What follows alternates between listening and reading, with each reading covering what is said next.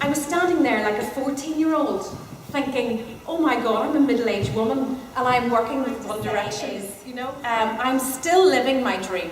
I still get up every single morning and I'm hairdressing now 30 years.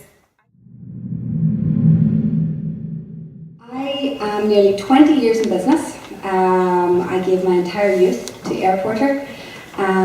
We started our business, my mum, my dad and myself, whenever we returned from Canada in 1996, and we only carried in that whole first year only 5,000 passengers. And we now carry about 100,000 passengers a year. At the end of the day, we are an island. Chances are, if you want to study away, if you want to travel, if you want to have a holiday somewhere more exotic than what we have here, you are going to have to get off this island and you're going to have to travel. So we carry people for all of those reasons. And I was in Manchester about 2 months, and it was 1990. I decided this definitely was not for me. So I had decided early on that I was going to turn it into a business, a proper business. I wasn't going to just square it and sit on a beach in Goa for 6 months. For me, it was always going to be more serious than that. So we're called Paper Films and we make documentaries and kids programmes.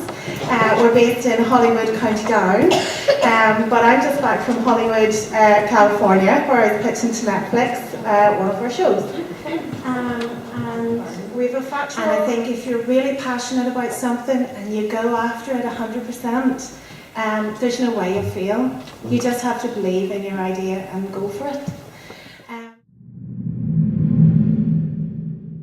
So I'm just here to talk about how we set up in business and how we become a hairdresser and things we've done and achieved and how you can start your path and what you want to do, and hopefully we can help you through that. I'm hairdressing 15 years now. Started off as a barber. I went to St Joseph's Secondary School. My name's Sean Fury. I'm local here from Derry. My education background, I went to St Joe's back in early 80s, and after leaving St Joe's with not a qualifications, not one exam, no GCSEs, no O-levels, I decided to become a pipeline welder. So after 6 months, we use cottons as much as possible, as opposed to synthetic fabrics. We use a lot of attention to detail in our stitching. And we've imported the hair that we use on Lottie from Japan. In terms of our business, so we're based in Letterkenny and we design everything there. We do all of our sales, we do all of our product development, we do all of our accounting, invoicing, but we make the product in China. To make the doll, we'll have a designer design all of the outfits. The actual doll itself is part of a tool. So anyway, I'd like to talk a little bit today about ethics, entrepreneurship, and how to make money and lose money. I've been very successful at making money. I've also been very successful at losing money. So I made my first million when I was about 27, and I lost it when I was about 31, 32. And then this is an amazing world that we're living in today. 85 people in the world own more wealth than the poorest 3.5 billion. Can you imagine that? 85 have more money than the poorest 3.5 billion people. As you can see behind there, I'm an occupational therapist. I still am an occupational therapist. So I've done the school, the A-levels, the degree, I went to Jordanstown and I've done occupational therapy. And I worked in trust here in Derry and various places for about 15 years. But I was never a very good employee because I don't like the restriction of coming to work at a certain time and leaving at a certain time. And so the skills I had as an OT were looking after people and assessing people.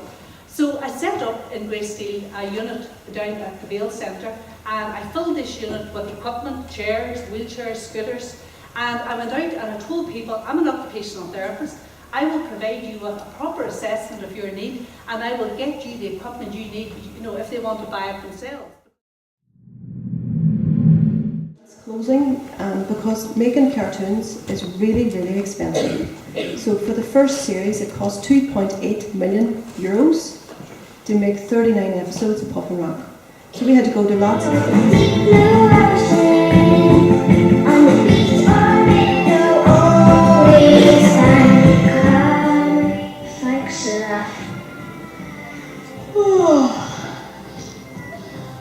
We're getting coffee for our brew. Muffins? This way. Let's go, Papa.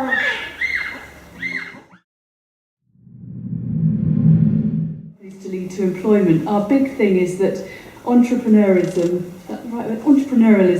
can develop our knowledge economy here in Northern Ireland and to create more jobs and to boost this place to places we've never been to before. That's amazing. We were the second fastest growing area in the whole of the UK, and we were behind the northwest Manchester.